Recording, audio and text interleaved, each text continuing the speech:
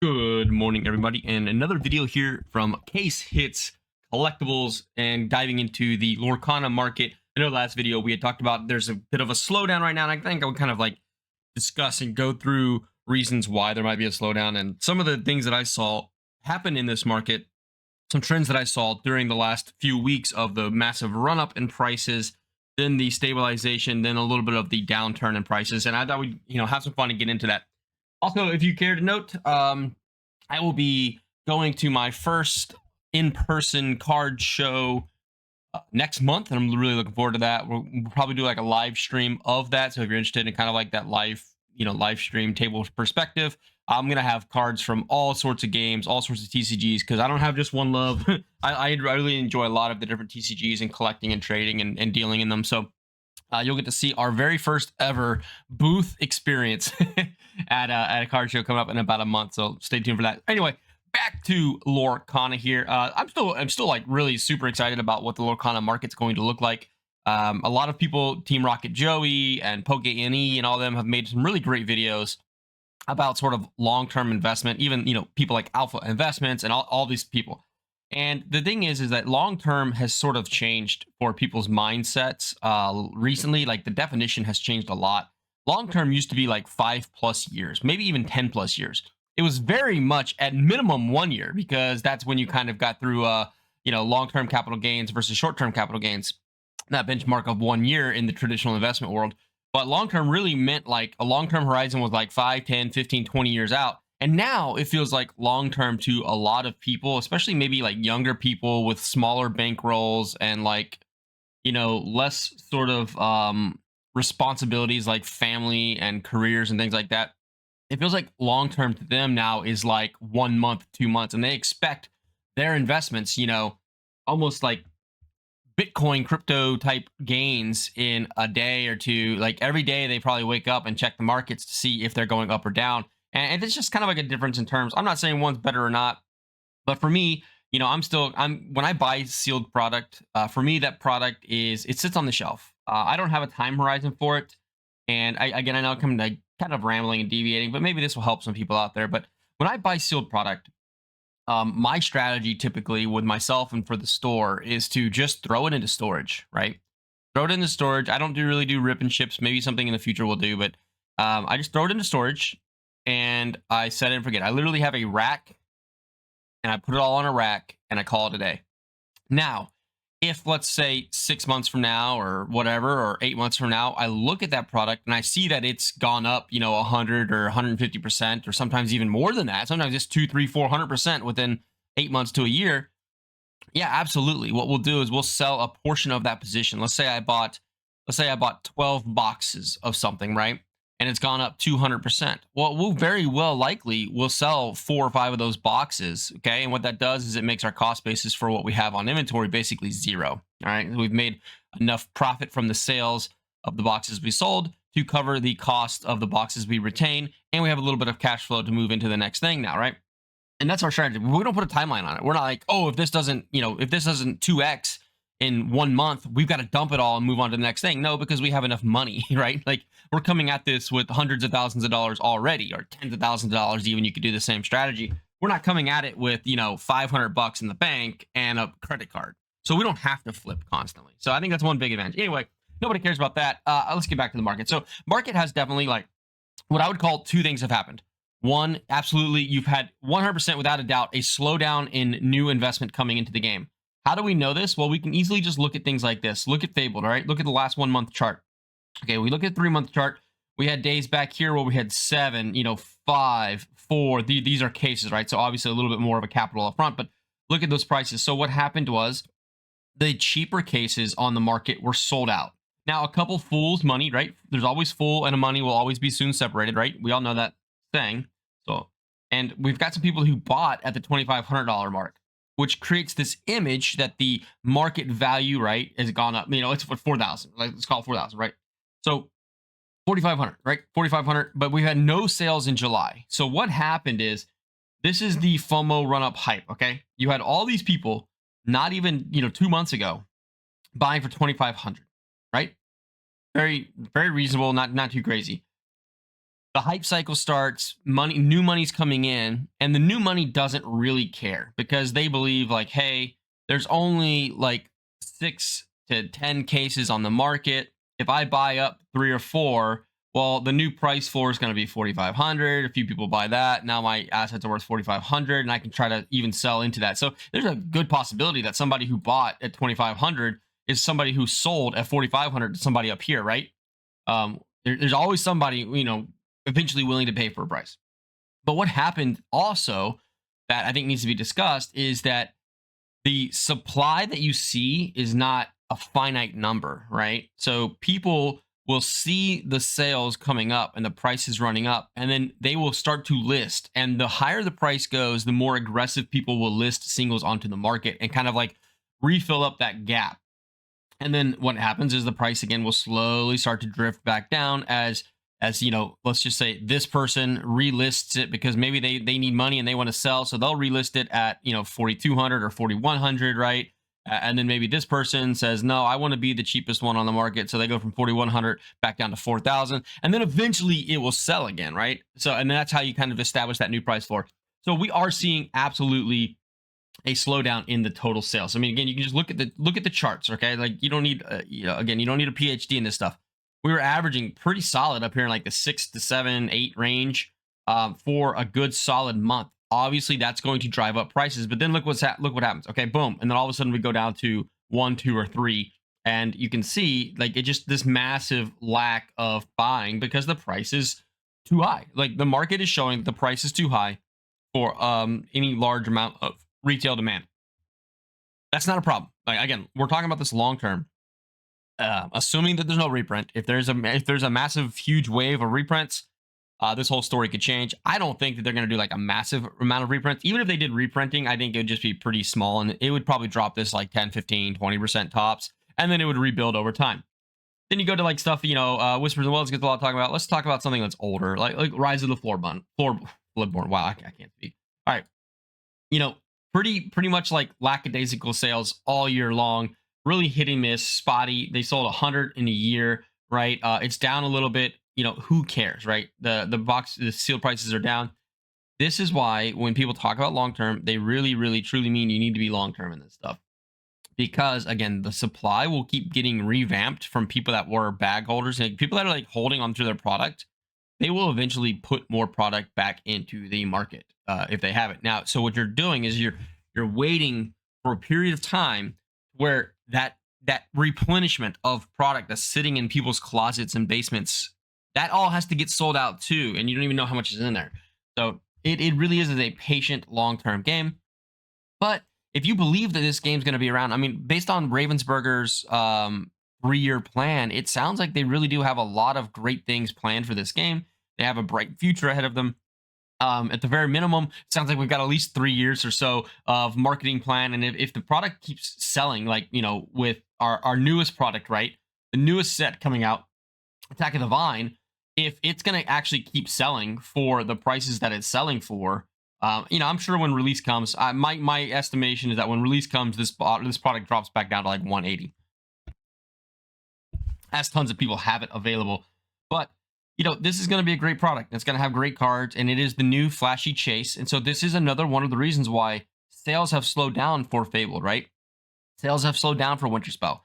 The reason that is because there's a new amazing product that was just completely spoiled. Attention has been shifted to Attack of the Vine.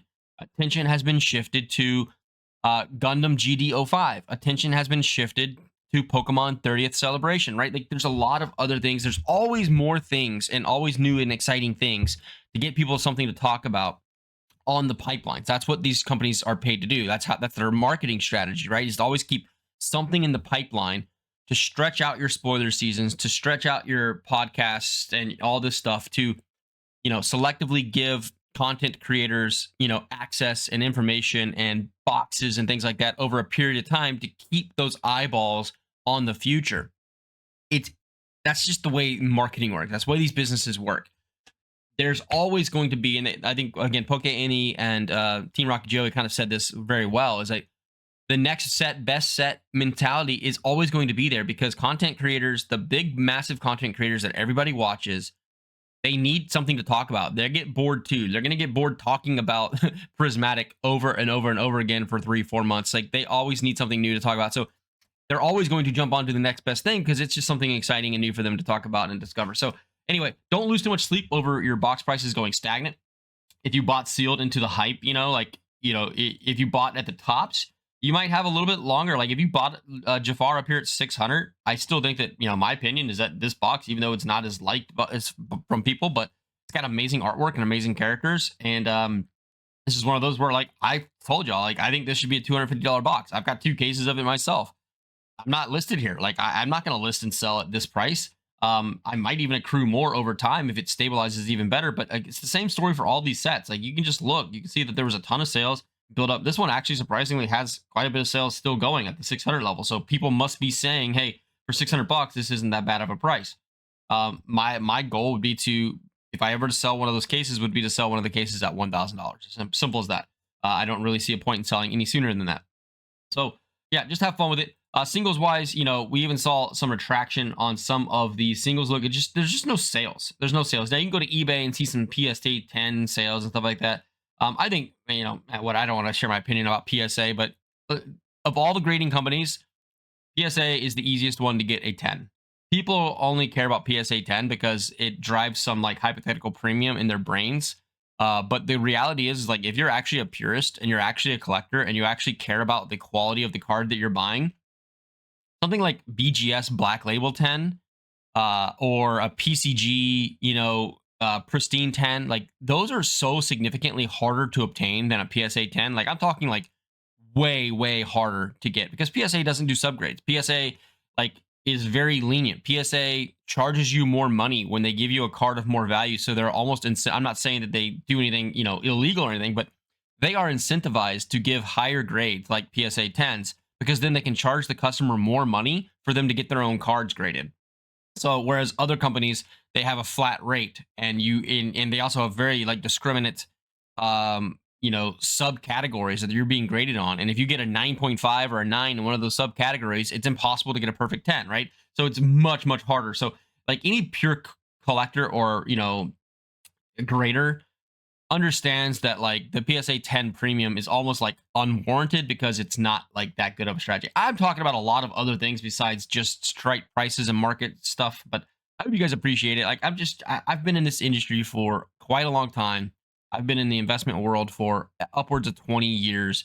I managed money for a living for a while for other people's money and things. So I love these markets. I love following these markets, and I just love TCGs. They're fun. They're fun to handle. They're fun to deal with. They're fun to build decks with. They're fun to sell and list and to go through your collections and other people, and see like what people are buying. But anyway, iconics have kind of, again, the iconics have kind of come down to earth, guys, right? That it's perfectly fine. It was expected, right?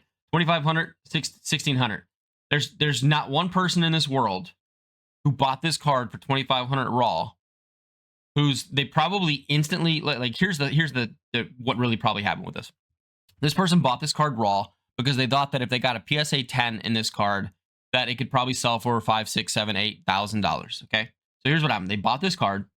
They're submitting it to PSA. It's going to take like 3 to 6 months to turn around that card.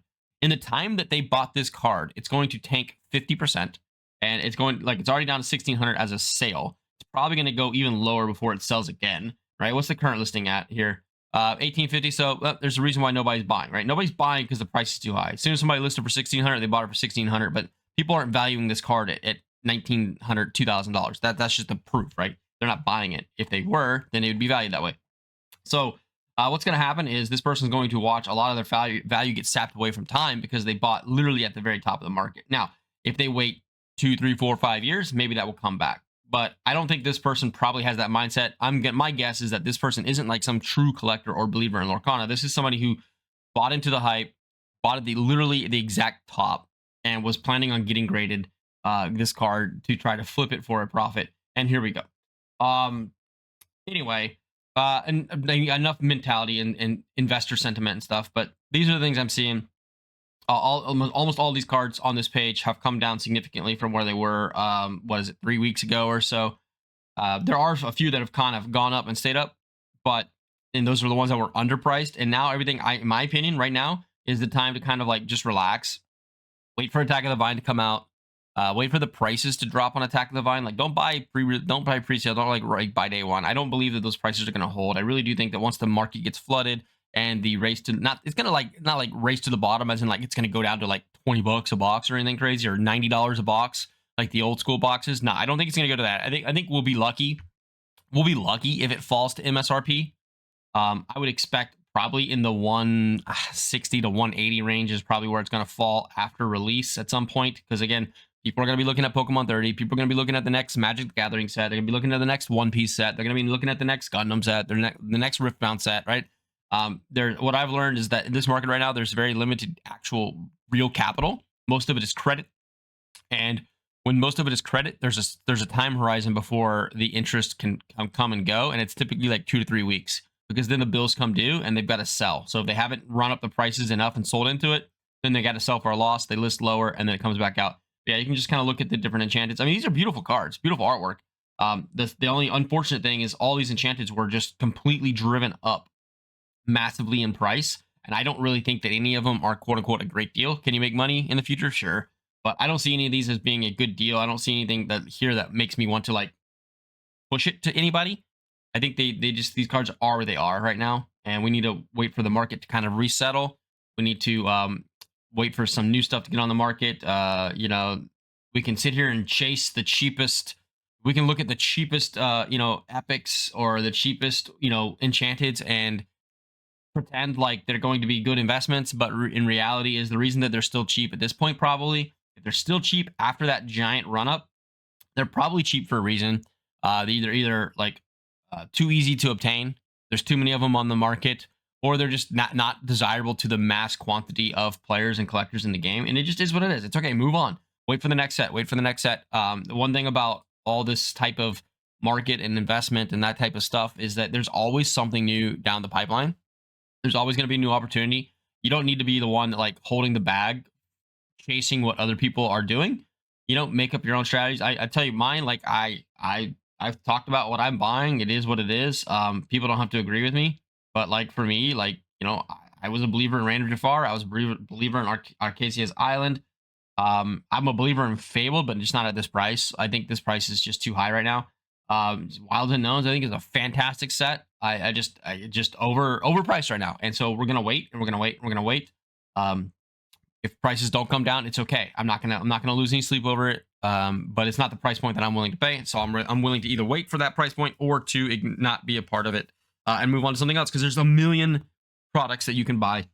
You don't have to feel like you have to chase what everybody else is chasing, and if you don't own it, that you're like insufficient or something like that. It's no big deal. All right. Anyway, I kind of went into a little bit more. I don't know. I apologize. Maybe I went too deep on some stuff, some thoughts that I've had, but not really a market watch as much as I wanted it to be. I'll make sure my next one is just more focused on the facts and the data. But anyway, hope you got something out of this. If you did, whatever, click like, subscribe, share it with a friend. If you didn't, share it with somebody you don't like.